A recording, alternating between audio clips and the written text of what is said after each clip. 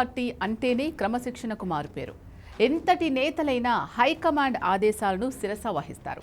పార్టీలోని నేతల మధ్య ఎన్ని అభిప్రాయ భేదాలున్నా వ్యక్తిగతంగా పడకపోయినా పార్టీని గౌరవిస్తారు.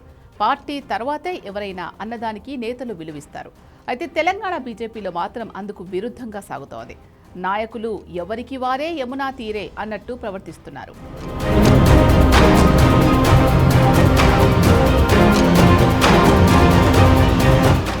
అంతా మా ఇష్టం అంటున్నారు తెలంగాణ బీజేపీ నేతలు. మేం ఎవరి మాట వినం, మా దారి మాదే, ఒకరు వెళ్లే దారిలో మేం వెళ్లేది లేదంటున్నారు. పార్టీ అభివృద్ధికి పాటుపడాల్సిన నేతలు పరువును బజారున పడేస్తున్నారు. పార్టీలో మంచి పదవులు సాధించడానికి తమ పార్టీ నేతలపైనే బురద రాజకీయాలు చేస్తున్నారు. 2029లో అధికారంలోకి రావాలని జాతీయ నాయకత్వం కలలు కంటోంది. అసెంబ్లీ పార్లమెంట్ ఎన్నికల ఫలితాలతో ఆ పార్టీ నేతల్లో జోష్ వచ్చింది. అదే ఉత్సాహాన్ని కంటిన్యూ చేయాలని హైకమాండ్ వ్యూహాలు రచిస్తోంది. జాతీయ నాయకత్వం పార్టీని మరింత బలంగా తయారు చేయాలని భావిస్తుంటే రాష్ట్ర నేతలు మాత్రం అందుకు విరుద్ధంగా వ్యవహరిస్తున్నారు. ఒకరి కింద మరొకరు గోతులు తవ్వుకుంటున్నారు. ఈ కారణంగా పార్టీ బలపడే సంగతి అటుంచితే కింద స్థాయి క్యాడర్లో నమ్మకం సడలుతోందని విమర్శలు వస్తున్నాయి. కీలక నేతలు పరస్పరం విమర్శలు చేసుకోవడం, క్యాడర్ అయోమయానికి గురవుతున్నారు. పార్టీలో ఇప్పటికే అసలు బీజేపీ నేతలు ఇతర పార్టీల నుంచి వచ్చిన వారు గ్రూపులుగా విడిపోయారు. అదే సమయంలో సీనియర్లు వర్సెస్ జూనియర్లు అన్న విభజన రాజకీయాలు సాగుతున్నాయి. బీజేపీకి 8 మంది ఎంపీలు, 8 మంది ఎమ్మెల్యేలు, 3 ఎమ్మెల్సీలు ఉన్నారు. అయినా విపక్ష పాత్ర పోషించడంలో, అధికార పార్టీ విమర్శలను తిప్పికొట్టడంలో విఫలమవుతూనే ఉన్నారు. ఎవరో చెబితే మేమెందుకు వినాలి అనే ధోరణితో వ్యవహరిస్తున్నారు.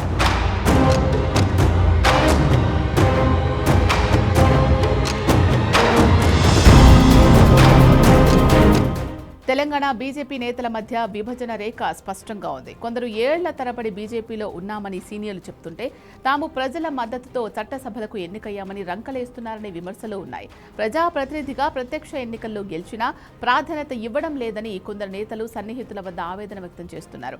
ఒకరంటే ఒకరికి పడకపోవడంతో పరస్పరం ఫిర్యాదుల పరంపర కొనసాగిస్తున్నారట. నేతలు చేస్తున్న కామెంట్లను అధిష్టానం దృష్టికి తీసుకెళ్తున్నారు. పార్టీ కార్యక్రమాల్లో పాల్గొనడం లేదని, ప్రత్యర్థుల విమర్శలు తిప్పికొట్టలేదని, పార్టీ వాయిస్ ను బలంగా వినిపించడం లేదు అంటూ కంప్లైంట్స్ చేస్తున్నారు. కొందరు నేతలైతే ప్రత్యర్థి పార్టీల నాయకులతో అంతర్గత సంబంధాలు, వ్యాపారాలు ఉన్నాయని ఢిల్లీ పెద్దలకు ఫిర్యాదు చేస్తున్నారు. అక్కడితో ఆగకుండా లేఖాస్త్రాలు సంధిస్తున్నారు.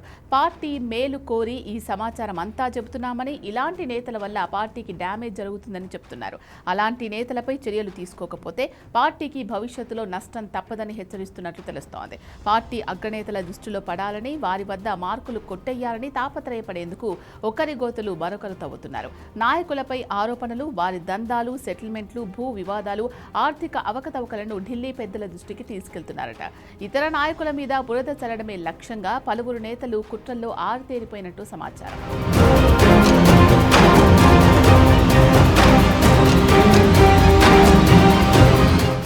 తెలంగాణలోని కొందరు బీజేపీ నేతలు ఎవరు చెప్పినా వినడం లేదు, అంతా మా ఇష్టం అంటున్నారు.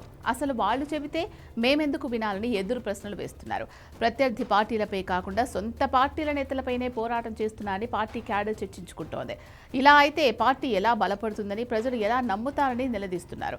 కొందరు పార్టీ సీనియర్ నేతలు తమ నాయకత్వంలోనే తెలంగాణలో బీజేపీ అధికారంలోకి వస్తుందని ప్రచారం చేసుకుంటున్నారు. అధిష్టానం వద్ద మంచి మార్కులు కొట్టేసేందుకు తీవ్ర ప్రయత్నాలు చేస్తున్నారు.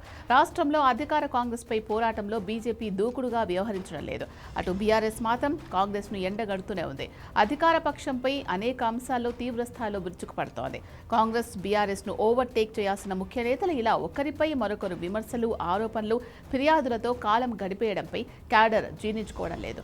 పార్టీ అధికారంలోకి రావడమేమో గానీ ప్రస్తుతం ఉన్న ఓటింగ్ శాతమైనా నిలుపుకుంటే చాలని అభిప్రాయం వ్యక్తమవుతోంది.